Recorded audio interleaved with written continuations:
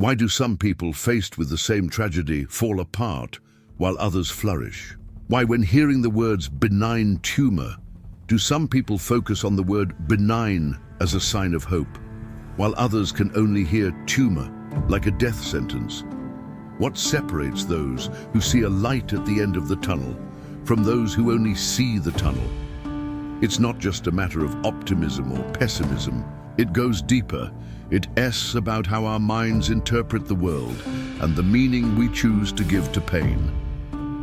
Aaron Beck, the father of cognitive therapy, called it negative cognitive bias, a mental filter that distorts reality, making us see the worst in everything, even when there's hope. And Viktor Frankl, a Holocaust survivor, proved that it's possible to find meaning even in the midst of horror, that those who have a why can endure almost any how.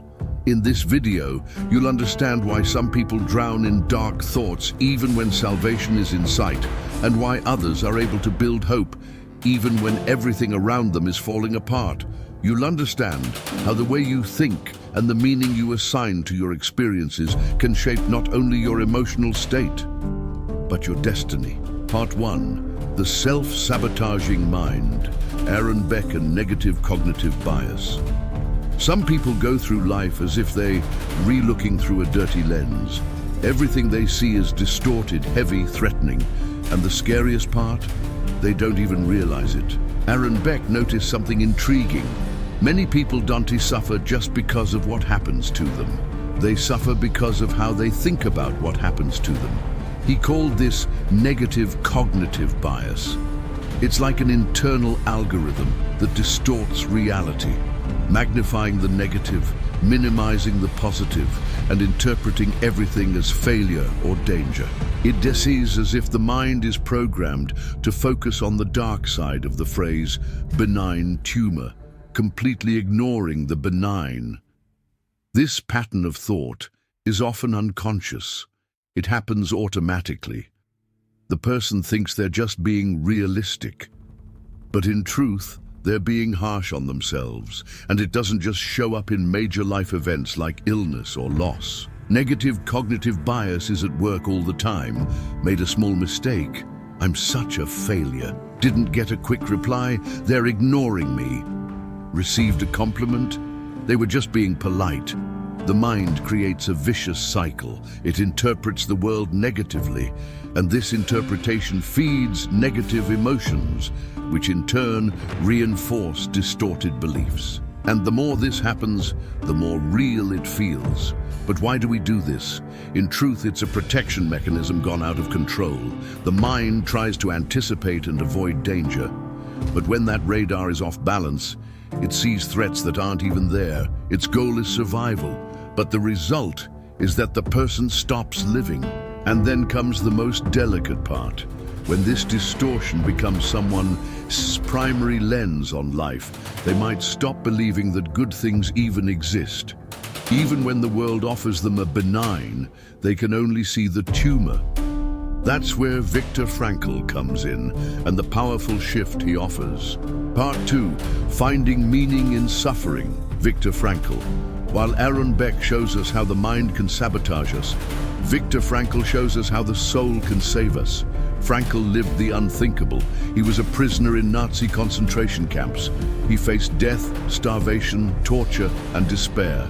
And yet, even in that place where everything seemed lost, he noticed something surprising.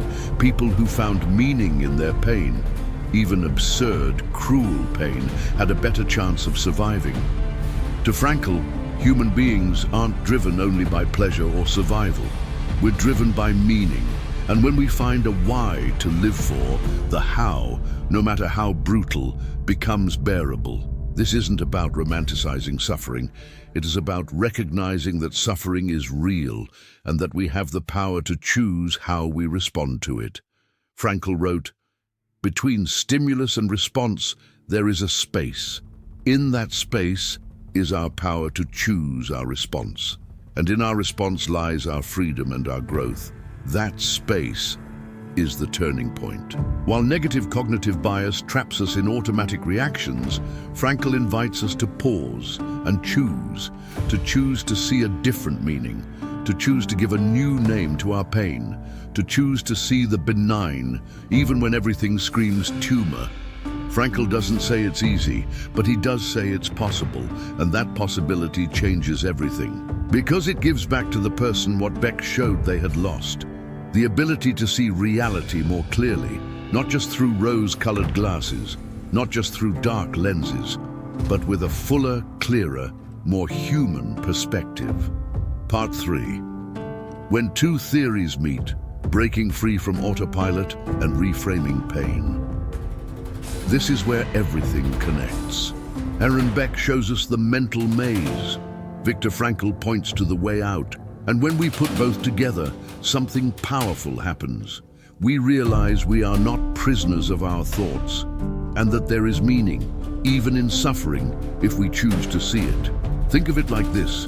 Beck identified that we have automatic thoughts, often negative, that distort reality and drag us down. Frankl reminds us that even in those moments there is a gap, a moment of freedom. And in that moment, we can challenge the automatic interpretation and choose another one. It's like the mind says, "You're weak. Look at what's happening to you." And meaning replies, "Yes, it's hard. But what if this is making you stronger, more aware, more compassionate?" It's as if Beck teaches us to see the trap, and Frankl hands us the key to escape it. When you bring these two forces together, you start stepping out of mental autopilot. You stop accepting everything your mind says as truth. You begin to realize that thoughts are just thoughts, not sentences. And even more, you begin to find meaning in what once felt unbearable. That's the power of this combination. Understanding why you see the world so darkly, and at the same time, learning how to change that view, turning pain into purpose. And in the end, that's what sets you free. Conclusion: what do you choose to see? Life never comes with only flowers. It comes with thorns, with breaks, with chaos, but also often hidden in the mess. It brings meaning, new beginnings, and seeds of something greater. And in the end, maybe the most important question you can ask yourself isn't, "Why is this happening to me?" but rather, "What do I choose to see in all of this?" You can look at pain and see only an ending, or you can look at the same pain and find a beginning.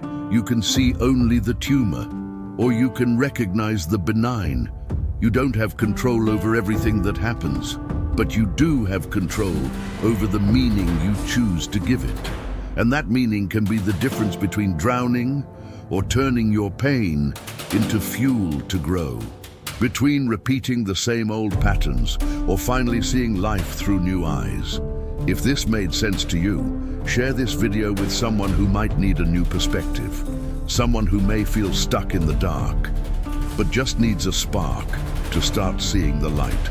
Leave a like, subscribe to the channel, and comment down below. Have you ever stopped to think about how much of your pain comes from reality and how much comes from the way you've been interpreting it? Maybe the answer you've been searching for is hidden inside the question you've never asked.